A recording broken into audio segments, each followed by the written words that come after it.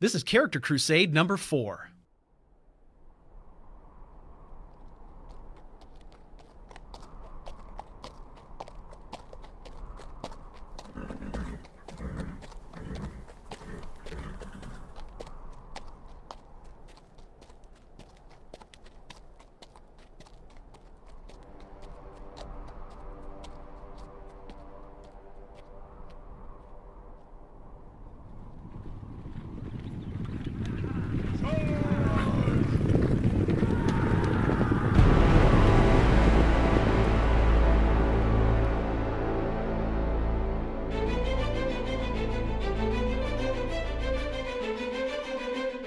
You're listening to Character Crusade.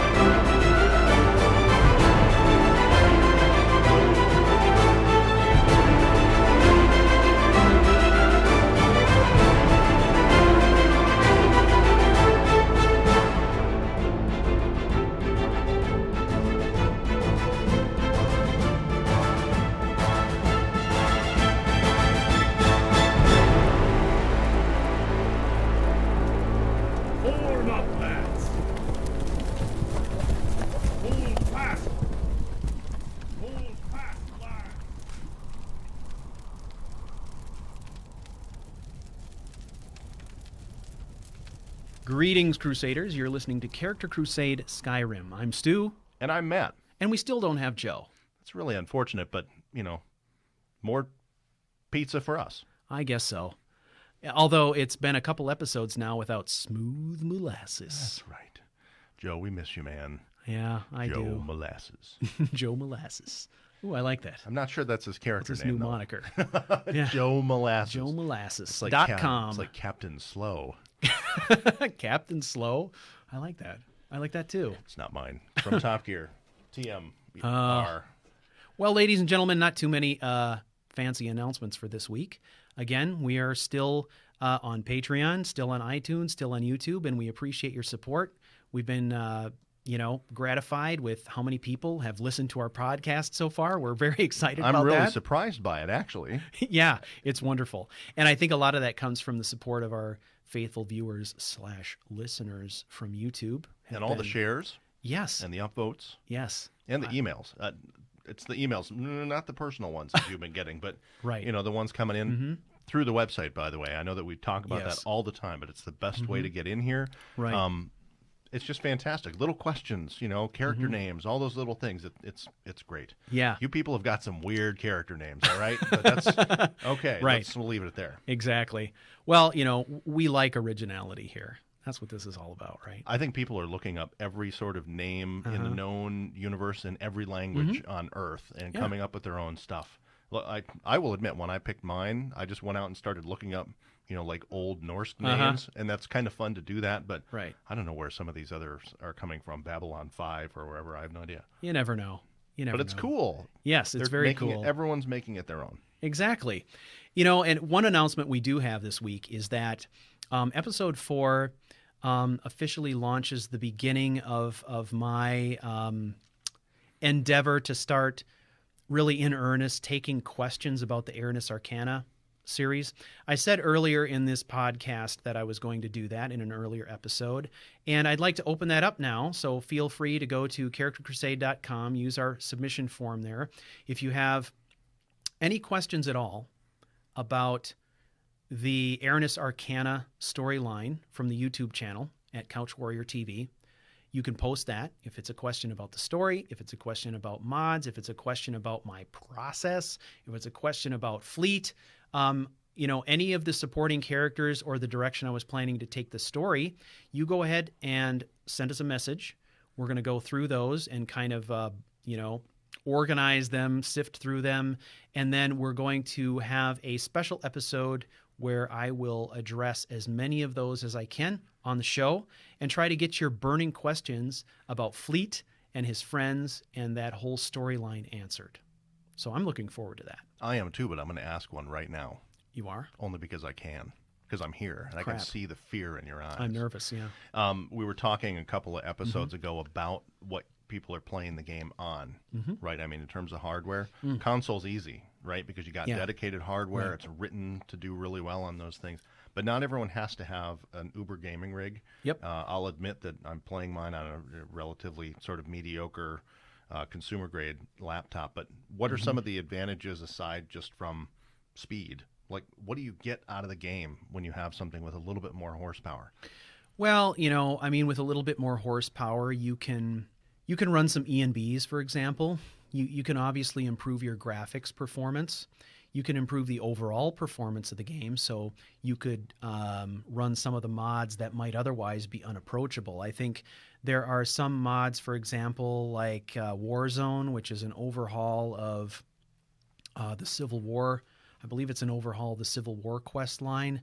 It creates it stages these epic battles in different parts of Skyrim and so forth. But, what happens, of course, is when you add that many NPCs and that much going on in a location inside the game, it puts a lot of stress on the processor and on your GPU potentially. So, having more memory, having more processing power is great, for that sort of thing.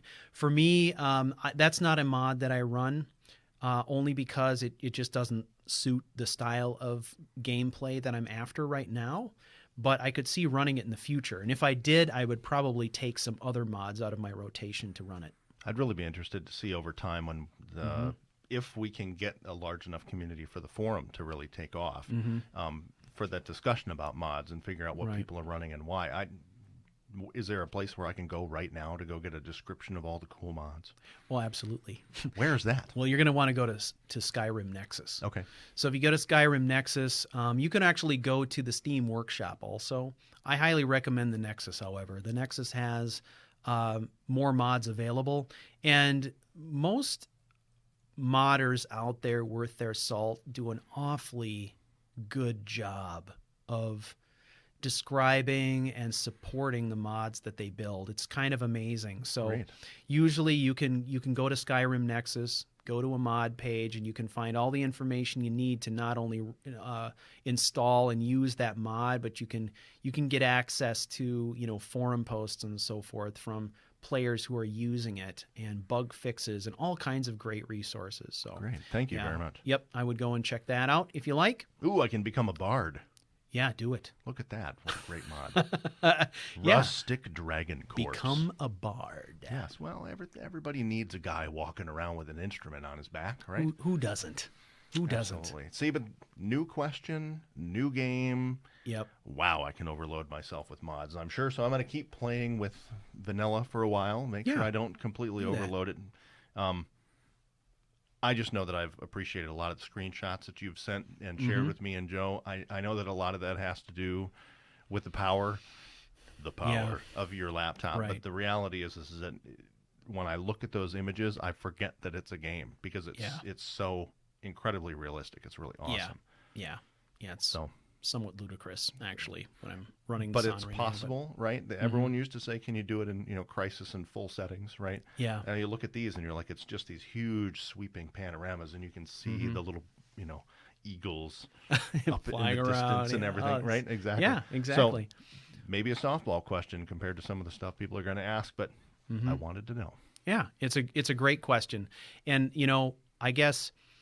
From my perspective, I think it's good for those people who are just dipping their toe into the Skyrim, world space to give it a try, with the vanilla stuff so you can appreciate the differences, That way, when you get an opportunity to run something like Sky UI and just see the subtle differences in the way that the user interface works, you can appreciate the updates there.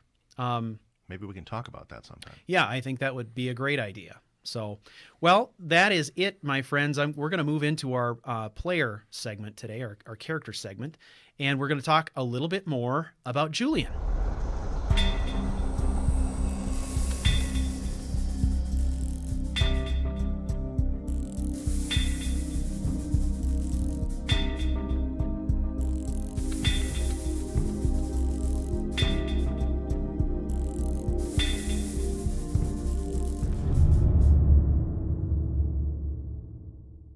So for the player segment today, I wanted to talk a little bit about Julian. In a previous episode, I had sort of mentioned offhand that I had secured the valley. If you remember, we were having this discussion around character background, and I brought up this whole... I was talking about how Julian had kind of finally had his first encounter with a situation that would be considered maybe morally ambiguous, right? Where... he may have done something that by some could have been considered evil and a vile thing to do, but by others would have been completely justified. So cleaning up the town. Exactly. And as part of that discussion, we were talking about the White River Valley. And the White River Valley is the region of Skyrim. I refer to it as the White River Valley, but it's the region of Skyrim. I guess it would be east. Yeah, it would be east of Whiterun.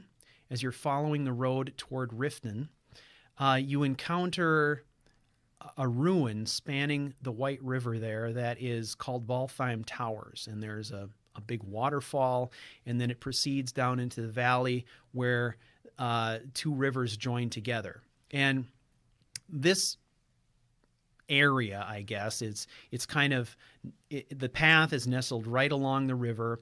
And as part of my story, I'm using a mod called Briars, which places a home for the Dragonborn right down in the center of that valley, literally right on the banks of the river. And so if we're, I guess, yeah, Matt's showing me a copy of the Skyrim map right now.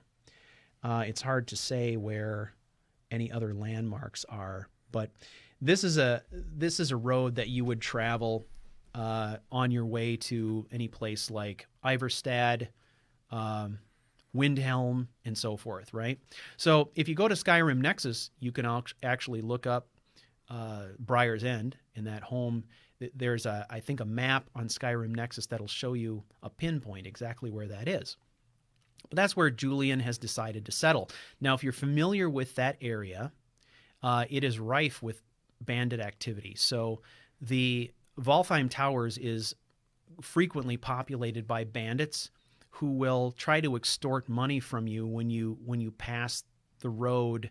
When you go on the road past their towers there, they'll try to extort money from you, and you can choose to pay them, or you can choose to fight them, or you can choose to run. And then even further east, you'll come upon Fort Amal, which is filled with necromancers. To the north of the river, you're going to find a giant camp. To the south of the river, you're going to find a barrow and a trail that kind of leads up the mountain to a big log spanning the river. That's kind of a secret way for you to get across the river if you don't want to use the bridges and so forth. So anyway, this is an area where when I first figured out where the house was, where Briar's End was, I was kind of, looking around me 360 degrees saying, I'm literally surrounded by all kinds of miscreants here. And why would I settle here, first of all? And secondly, why would I ever leave my house unattended? Exactly. I mean, how can you even justify the idea that you'd buy a house here just down the road from a bunch of bandits and that they wouldn't just pillage your whole place while you were gone? So they're literally living in a rundown tower with no protection from the elements, and right down the hill is your cozy little house with all the amenities. Why wouldn't they just kick the door in and live there? So I thought, how can I role play securing the valley? And what mods could I use to support this effort? So what I did is I used a combination of different mods. In order to do this, I used a mod called the Guild Starter. So you'll find that on Skyrim Nexus. It's called Guild Starter. I think it's Sokco's Guild Starter. something like that. Tell me about it a bit. So what it does is it allows you to, it puts a marker into your inventory, and then you can place that marker basically anywhere that you want in the game world, and wherever you place that marker, it turns it into a guild headquarters. And then added to your inventory is a special necklace. When you wear that necklace and engage in conversation with any NPC, you get the option to ask them to join your guild. If they choose to join your guild, then they will go to wherever your guild marker is, and that becomes kind of your guild headquarters. Cool. So I use that. Then I also used a mod called Amazing Follower Tweaks. Amazing Follower Tweaks is one of these mods that allows you to have multiple followers. In the vanilla game, you can really only have one follower at a time. Amazing Follower Tweaks allows you to have many followers at once. And just what it does is it marks them as a follower, but it gives you certain controls over them, so you can give them a home, you can tell them to wait in certain places. So it's more than just having multiple followers at once. You can keep them sort of on board or associated with you, even when they're not physically following you around the game world. So what I did is I used those two mods, and then I also used one that's a classic. It's called the Wilderness Home mod, which actually allows you to create a player home just downriver. There's an abandoned prison downriver, and just outside that, there's a collapsed shack. And when you have this game installed, you're able to go to that collapsed shack, find a book that gives you all kinds of options and recipes for basically rebuilding the shack and establishing an outpost there. So what I did is I took the guild starter marker and I went up and dropped it in Valtheim Tower. And then I went out and I recruited 3 or 4 NPCs and sent them all there. So anytime bandits would spawn, the 4 people that I had stationed there would kill them. Right? That's very handy. Yeah, so they essentially are keeping me bandit-free in Valtheim Towers at all times. Brilliant. So the other thing that I discovered then, of course, is that further downriver by Fort Amal, we've got, all of these necromancers there. So I used the Wilderness Home, and I built the Wilderness Home over the river. And when you complete the Wilderness Home, it comes complete with a guard tower and all kinds of other things that are within view of that castle. So from the top of the guard tower, I can see that castle. And I manned that house by using Amazing Follower Tweaks. So I went out, I recruited followers, and then I would bring them back to the Wilderness Home, and I would dismiss them at the Wilderness Home and ask them to hang out there. So they would literally hang out there within view of that. Presumably, from that spot, they're able to see Fort Amal, and they're able to see both bridges that span those rivers there. So presumably, I've got that covered, Perfect right? coverage, yep. Now, the other one was, how am I going to cover that secret trail with the log that crosses the river? Because we have bandits that actually spawn there as well. And I thought that would be a major chink in my armor, right? If they could sneak across the river. So if I'm watching both bridges and I know they can't come across the river, but they can sneak across that log and attack my southern flank, I've got to cover that too, right? So what I did there is, again, I used Amazing Follower Tweaks. I recruited a couple of characters who were great archers. In this case, I recruited Janessa from Whiterun, who is a Dunmer or Dark Elf archer. And then I went to Riverwood and I recruited another Elven archer there who's a standard follower. Findall, I believe is his name.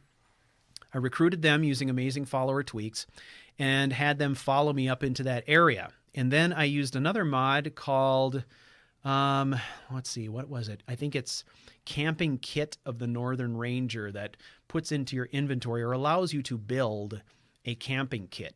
So I went up to that spot right by that log and I pitched a big tent and put out, a table and a campfire and a cooking spit. It allowed me to set up blockades. And then I dismissed those 2 characters there and told them to hang out at that campsite. Nice. And so now anytime the thieves spawn on that secret trail, my archers take them out. Right there, right? So now I've covered the southern flank. Now, you may be asking, what about the giants north of the river, Stu? What have you done about the giants? I knew it. I knew you were going to ask about that. What I did is I befriended the giants. You did what? I befriended the giants. Why? I don't know. I figured it's good to have a giant That's on your fantastic. side, I was right? going to say, it's great to have a giant on your Right? side. So one of the things that we see in Skyrim frequently is we'll see people wandering down the road. You'll see this guy wandering down the road with a cow.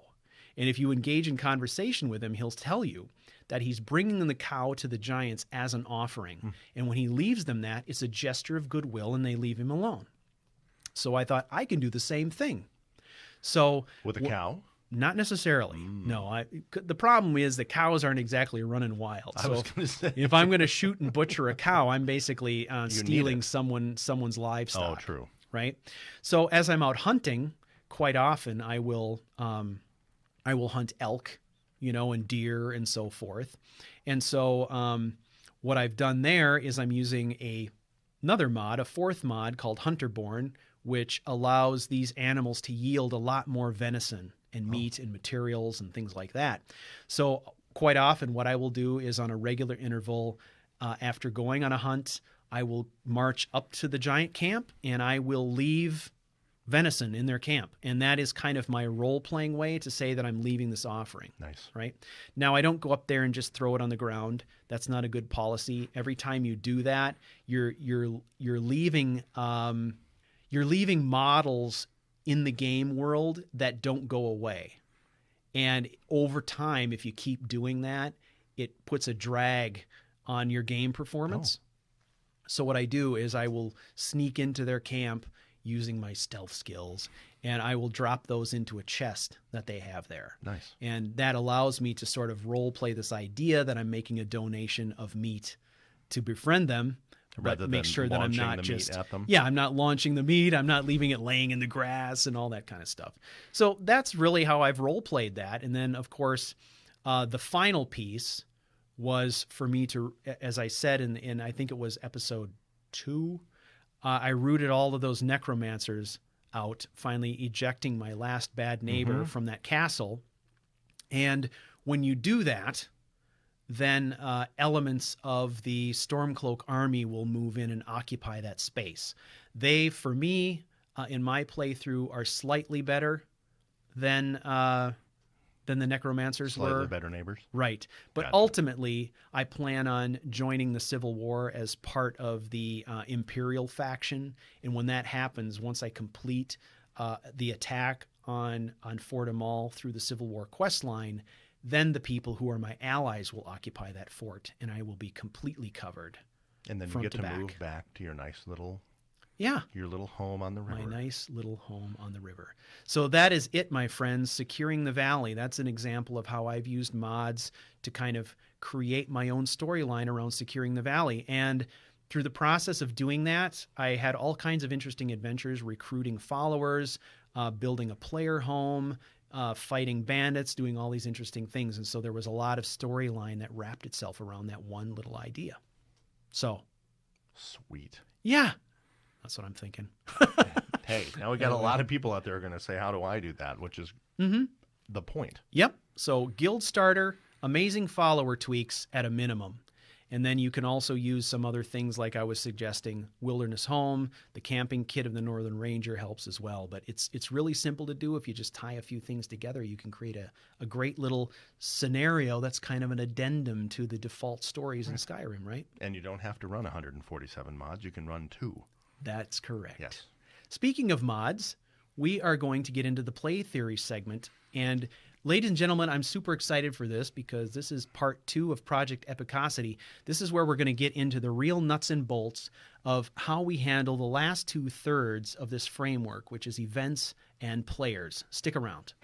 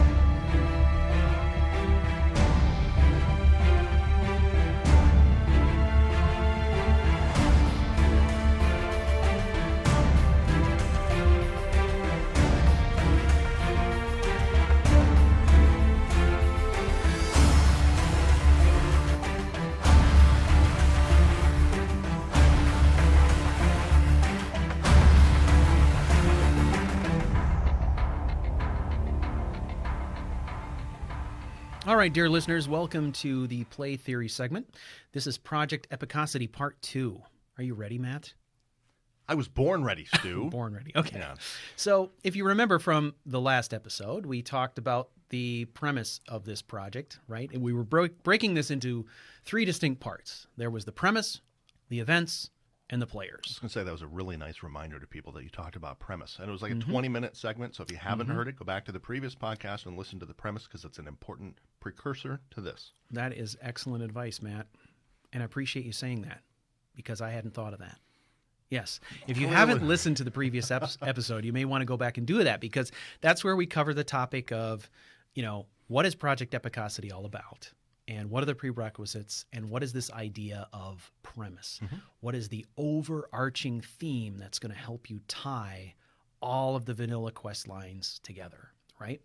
And so we talked a little bit about what that means, some examples of what that might look like, and then how you could implement that, right? Now we're going to talk about the second 2/3. Events. Events. We're going to talk about the last portions of this. So part 1 was premise. Now we're going to talk about parts 2 and 3. Part 2 being events, part 3 being players. So this is where we get into the portion of the project where we really have to be on PC. We really kind of need some mods to pull this off because these 2 pieces are related. For events, what I'm really talking about here is what are the main events of the vanilla game? In other words, what are the main quest lines? And what I tried to do is I've written these out and I've broken them down by what I consider to be kind of 3 different categories. One are narrative quest lines. One I'm just calling civil strife. And then the last one I'm calling the mighty antagonist.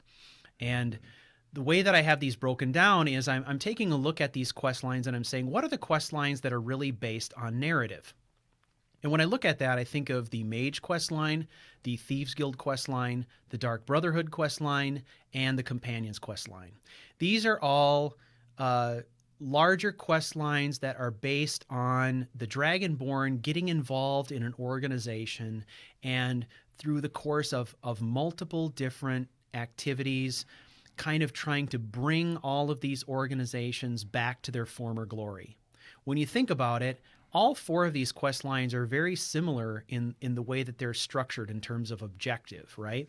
They all have their own flavor, of course, but when we look at the Mage quest line, you're kind of on this mission to help the Mage College really come into its own, kind of discover the root of trouble inside the college, things like that. And the Thieves Guild quest line is very similar, right? Where we have an antagonist in that quest line, but he's not like when we talk about him, he's not really an epic type of antagonist. In fact, we're talking about Mercer Frey here, and Mercer Frey sort of disappears about 2/3 of the way through that quest line. So I don't consider him to be sort of an epic antagonist. The Dark Brotherhood quest line is very much the same way, right? We have a guild of assassins that has kind of fallen out of favor or popularity. They're sort of in hiding. A lot of their sanctuaries are being destroyed across Tamriel, and what we're faced with here are the remaining remnants of this guild. So as Dragonborn, we're getting involved. We're becoming the leader and trying to bring them back into their glory. And when we take a look at the Companions quest line, this one is probably the one that's least fits that mold of bringing the organization back to its former glory. This one is more targeted at warriors and is much more of kind of a revenge story, but it still kind of fits with this idea that these are narrative tales. There's no huge primary protagonist. It's a series of events going on where you're working with this organization to slowly come into their favor and become the leader. And I think each one of these is characterized by the very distinct title that you get at the completion of each one. So finishing the Mage quest line allows you to become the Archmage. You become the leader of the college, right? completing the Thieves Guild quest line, you become the Guildmaster.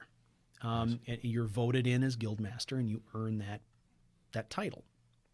In the Dark Brotherhood quest line, you are given the title of Listener.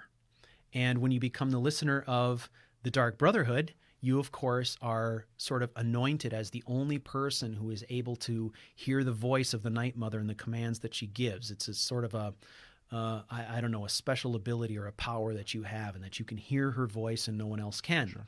And then at the end of the Companions quest line, you become the leader of the Companions, known as the Harbinger. So you've got these 4 distinct titles. Then we talk about the Civil War quest line. This one I kind of consider to be just a quest in and of itself, where it's in a different class than the other 2 groupings I have. You're participating in the Civil War, you're choosing a side, and you're helping whichever army you've chosen to ally yourself with win the Civil War, driving the other out. Okay. And the way that quest line is structured, it's really structured around a series of battles that are set at key points around Skyrim, usually centered around a fortress that's being held by the opposing army. Okay. And you go in and lead a group of warriors of whatever army you've chosen to join in taking whatever that position is. Then we get into the final class, which is the Mighty Antagonist, I'm calling it. And these are the quest lines where we have a really kind of big, bold, evil antagonist that you are pitted against. And these are, the main quest line where you're pitted against Alduin, who's a huge, extremely powerful dragon who you discover, of course, is bringing other dragons back from the dead to try to retake control of the province of Tamriel, right? Right. And yeah, Matt is freaking out because I'm seen giving any of out this. spoilers galore right now. Well, not only spoilers, but bringing dragons back from the dead sounds like a bad thing. Well, yeah, you would think so, wouldn't you? Yeah. Right?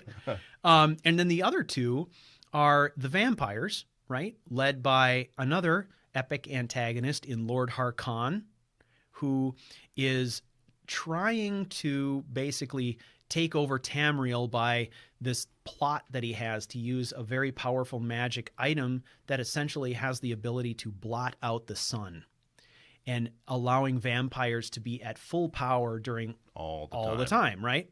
And it's this whole concept of tyranny of the sun. Seems kind of selfish, actually. Well, yeah, I suppose. Generally speaking, I think vampires are quite often very self-serving. They might be. But, absolutely. I don't know. And then the last sort of the one, key to their life. Yeah. Or death. Well, I suppose. Yeah. Kind of is. So the last one, our last epic antagonist, of course, is Miraak. And Miraak, both the vampires and the Lord Harkon and Miraak come from DLC. So I guess the other thing I should have listed as a prerequisite here is having both the Dawnguard and Dragonborn DLC. But this is just how I'm mapping it out, okay? So we've got Miraak. He's another kind of an epic antagonist who's got his group of cultists that follow him, and you'll encounter them all over Skyrim and the island of Solstheim, and they're always looking to kill you, take you out. Miraak himself is also Dragonborn, so you find yourself in a competition with him for dragon souls, which can be infuriating at times when you go to all the trouble to kill a dragon and he shows up and steals the soul before you can get it. It's just... What a jerk. Right? So this is how I've kind of divided things up. We've got the 4 narrative-based, the 1 Civil War, and then the 3 Mighty Antagonist-based quest lines. Now... Are they all about same yeah, length? I would say so. I would say so. For the most part, they're all fairly equivalent in terms of scale. I would say probably the Mighty Antagonist quest lines are maybe a bit more involved. Although Miraak is one of these that you can pursue Miraak and kind of blaze through that pretty quickly. Although that particular quest line has a way of distracting you, by having you go out and acquire these magical books, and there's a number of other things that seem to be embedded in the quest line in a way because these items show up in different locations during the quest, but they're not required to complete the Miraak quest. So, yeah. So why am I talking about these events and breaking them up this way? That's because this allows us to transition into the player's portion. One of the things that we struggle with a lot is, okay, I'm playing a singular character. He's a warrior. Why the holy hell would he ever want to be the archmage? Well, what I'm suggesting here is that this is a method, the Epicosity project presents a method where we can actually create an epic storyline in Skyrim that doesn't require us to have to come up with excuses for why our characters would do these quest lines that don't seem to align with their interests or their mission or their motivation. So what we're going to do here is we're taking an approach similar to what you might see in a movie like The Seven Samurai or Ocean's 11, yes. right? So one of the things that you can do in Skyrim, of course, is you can take on followers. So what I'm suggesting here is that we can do this completely different, and with the addition of a couple simple mods, we can kind of remake the way that we approach Skyrim. To do this, we're going to need something like amazing follower tweaks. We need a mod that gives us the ability to have multiple followers. Right. The other thing we're going to need is we're going to need a mod called Familiar Faces. Tell me about that one. Now, Familiar Faces it's really cool. What it does is it puts a portal stone into your inventory. It's just a magic stone of some kind called a portal stone. When you pull that out, you can activate the portal stone, and it transports you to, I don't know, some kind of a magical vault or chamber. Really, and when you're there, you can see all these alcoves. And what it does is this mod will import your saved characters. Nice. And place them into an alcove. And so basically, you'll see a model of the character in this alcove. And there's little emblems and different objects scattered around the alcove that are trophies representing the quest lines that character has completed. So probably don't go out and create a ton of these at level 0. Correct. Golden potato alcoves, not cool. That is correct. They will be boring as hell, I will tell you that. You go stand over there. Exactly. So that's what you do. You basically go into this special vault, and you can go up to any one of these alcoves. You activate it's a magic book on a pedestal, and then it will allow you to select a character that you want to import into that alcove. So if you've played 5 characters in the past, you could import all 5 of those characters. And what's nice about this then is once the characters have been imported into Familiar Faces, you can activate those characters as followers. That's great. And you can bring them into another game as followers. So what I'm suggesting we do here is with Project Epicosity, rather than trying to shoehorn our character into these various quest lines that don't make sense for our motivation, I'm suggesting that what we're going to do is we're going to create 3 or 4 separate characters. And so what we do is we're going to create something that is sort of a facsimile of what we would consider high fantasy, like we would see in Lord of the Rings, where you've got an epic and sort of diverse party of individuals, right, who are traveling around together, creating, mayhem or completing quests to save the world. Or both. Right. So what I'm suggesting is that we use our narrative quests as the basis for creating our epic sort of high fantasy party. And the way that I'm doing this in game is I'm creating a level 1 character who will complete the mage quest line. Only complete the mage quest line. And as soon as that individual has completed the mage quest line, they get imported into Familiar Faces. Okay, and they become a follower. And then they sit. And then I create a new character. And I play that character as a thief. Completely different race, different personality, different background, the whole ball of wax, right? And I play all the way through the Thieves Guild quest line until I become the guild master. And then I stop. And I import that character into Familiar Faces.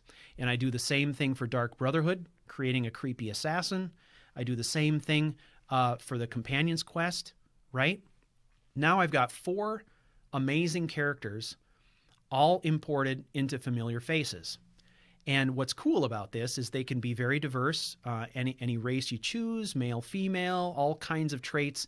It gives you the opportunity to create a really unique character background and idiosyncrasies and all of these things for 4 very unique characters that will constitute your sort of epic high fantasy party. Then you go in number 5 and you create your Dragonborn. This is when you create your Dragonborn. And the Dragonborn is the one to rule them all. Nice. So to speak. So now we've got our Dovahkiin, right? So we're creating 5 characters here. Now, we're using our narrative quests to basically identify each of our 4 party members. And when you think about it, when Tamriel or Skyrim, or when you think about any epic fantasy quest, you've got these terrible, evil entities like Sauron, right? Who's going to fight Sauron? Well, nobody in their right mind. Exactly. And if you're going to send somebody, you're going to send the absolute best people that you have to complete this mission, right? So when you think about this, you've got a Dragonborn in game, and who's the Dragonborn going to assemble as part of his epic war party? All of the best people. All of the best people. Now suddenly we've got this great party where we've imported all 4 of these characters into our game, and they can accompany the Dragonborn. And we've got the Dragonborn partnered up with the Archmage of the Mage College, partnered up with the Guildmaster, the best thief in the realm, right? Partnered up with the Listener from the Dark Brotherhood, the most deadly assassin anywhere, and then the mightiest warrior in the Harbinger. Yeah, if you're going to stack the deck, do it in your own favor. Exactly. Yeah. So you've got this stacked party, all 4 of these really amazingly powerful and interesting characters, all led by the Dragonborn. Now what that leaves us left over is our mighty antagonist quests, right? So in this scenario, you could do one of 2 things. In my case, I'm going to be using Julian as my Dragonborn. And the interesting thing about Julian is he has achieved level 45 now, but he has done none of the narrative quests. He's done none of the mighty antagonist quests, and he's done no work on the Civil War quest line, but he's at level 45. That's amazing. Right, and that's by working through side content, my own stories, all this kind of stuff. Like Securing the Valley, that's an example of me creating my own little side quest by just messing around, right? Yep. So I've achieved that level, right? So what I'm going to do now is I'm going back into game, and I'm slowly, methodically, and with much fun being had, creating each one of my 4 party members. Sure. And I'm creating them different races, and this is getting me into some interesting spaces where I'm starting to play races and genders I've never played before in this game, which is super cool. Because what I'm thinking about now is I'm not thinking about the final outcome for my Dragonborn. I'm thinking about the final party I'm going to assemble, and how would these characters look together, and how would they act together, and how would their personalities play well with one another, and how would they play badly, right? So that's how I'm looking at this. So in my particular case, and you can do this as well, I'm going to use the Civil War quest line as the story that brings them all together. The Civil War quest line will be the impetus for assembling this party. So at some point, whether it's the Emperor or it's the Greybeards, someone is going to say, we need to end this civil war. And in order to do this, the only one who can make this happen is the Dragonborn. Come on, Dragonborn, do this for us, and assemble whoever you think is the best group to do it. And now I've got my own little side quest where my Dragonborn can ride all over Tamriel, gathering up all the best people, and then bang, all as a party of 5 using amazing follower tweaks. We can go after the Civil War quest line. And then that becomes the piece in the story where they bond as a team. And we've set the stage then for this party of warriors and mages and thieves and assassins, the best and the brightest, presumably, in Skyrim to go after the dragons and to go after the vampires and to go after the cultists, right? So that's really the premise. And so what you're going to need to do this, right, is you're going to need to think through what your scenario is. You may not want to break up the events the same way I have. I'm just telling you what's working for me and what I'm planning. But you can do this however you want. And then, maybe think a little bit about your end game, or maybe just don't at all. See how these characters evolve. The cool thing about this is that what it allows you to do is get past this idea of having to have all of your Dragonborn's followers be randoms found in the game world. The same old people who are always there. And you've worked very hard to finish those other characters, so why not bring them in? Exactly. And imagine a scenario where we as role players get to play a party of characters where we've walked in the shoes of every single character in the party and intimately understand their backgrounds and motivations. That's deep. It is. That's why I'm calling it Project Epicosity, because there's hours and hours and hours of playtime in here, but there's also the big payoff. Imagine how much more satisfying it'll be to crush the vampires when you're crushing the vampires with a party of warriors whose motivations you understand and whose personalities and complexities you understand, right? So this is what I'm working on right now. And of course, to make this work, there are a few dependencies here. Of course, you need to use familiar faces and amazing follower tweaks at a minimum. But even a mod like familiar faces, you really gotta look it over closely, find out what the requirements are, make sure you understand what it is compatible with and what it is not, and make sure that you've done your research. The other thing that I would recommend using here, but it's not a requirement, I think it's an enhancement, but it's not a requirement, is to use alternate start here. Because what this would allow you to do is it would allow every single character in your party to have a different starting point in the game. Gotcha. So your mage can maybe sail into the harbor, in solitude, right? Maybe your thief is shipwrecked and swims to the coast and makes his way through his adventures that way. Maybe your assassin is imprisoned in jail and escapes, right? There are bunches and bunches of different ways that you can start a character using that mod. And I think that having each one of these characters not only have their own individual backgrounds and motivations, but their own introduction and unique starting point into this epic adventure is really valuable. So the reason that I bring up movies like Seven Samurai, Magnificent Seven, Ocean's 11 is what's interesting about those. What they all have in common is at the beginning of the movie we always get a segment that explains to us something about who our different critical party members are and how different they are from each other. Exactly. Yeah. Exactly. That's what I love about that, right? And so we're doing the same thing here. It's like watching a movie. We're getting this wonderful lead in of who's our mage really? Right. What are they made of and why do they do this? And we get that for every single one of these characters, which makes the end game against Miraak and Harkon and Alduin all the more epic.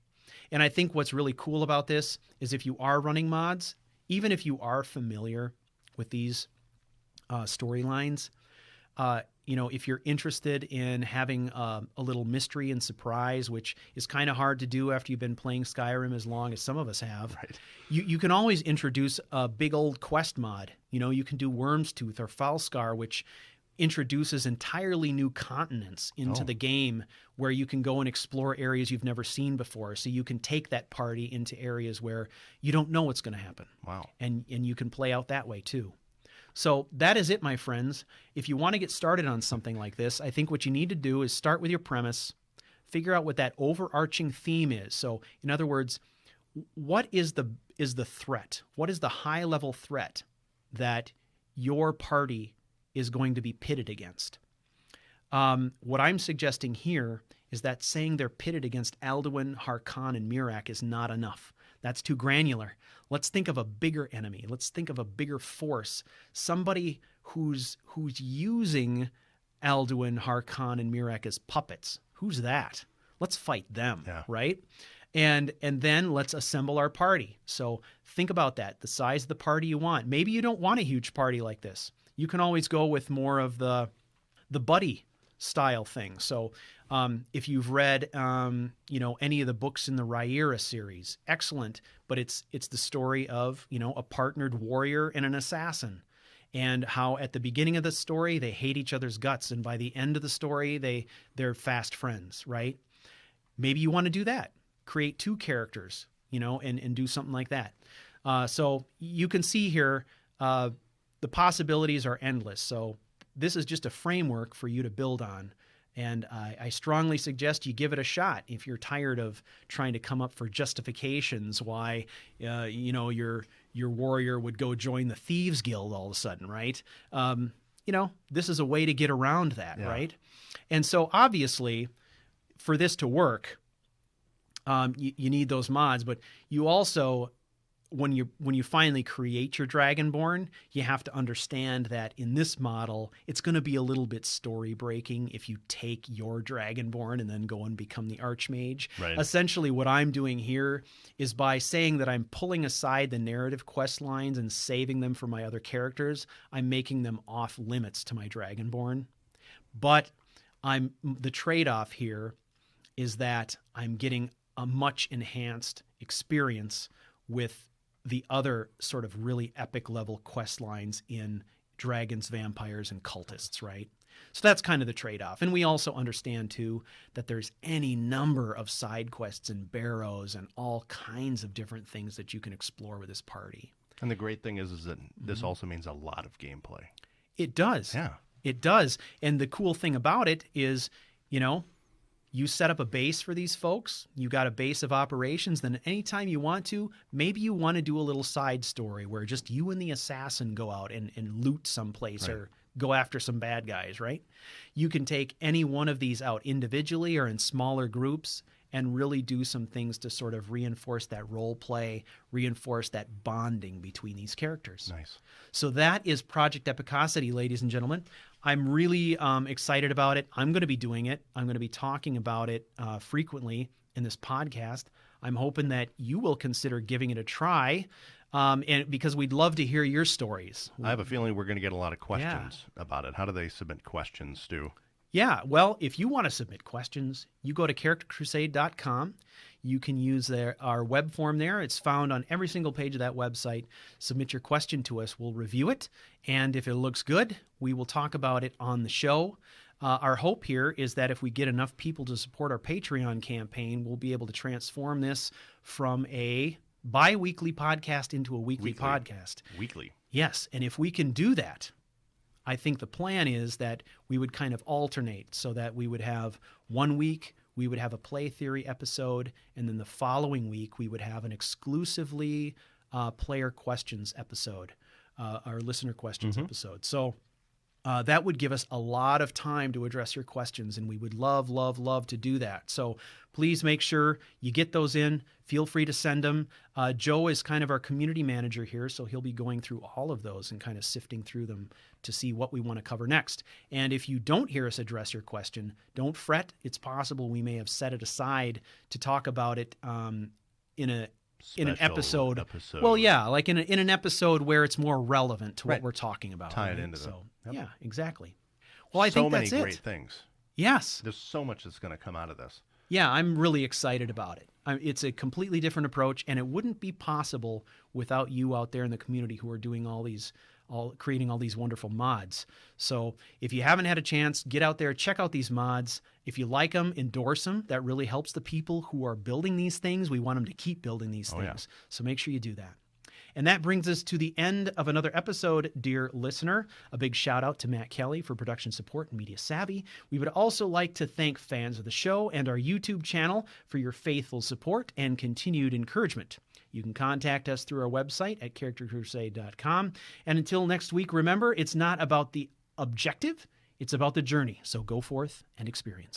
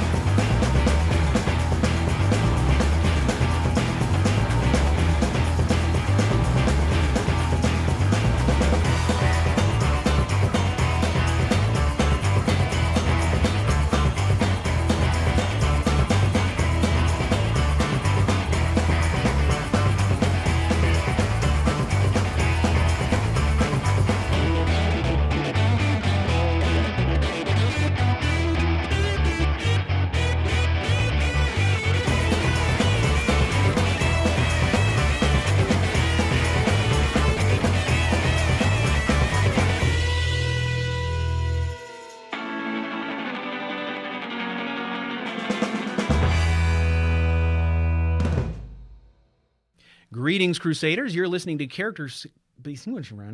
Character Crusade. Yeah.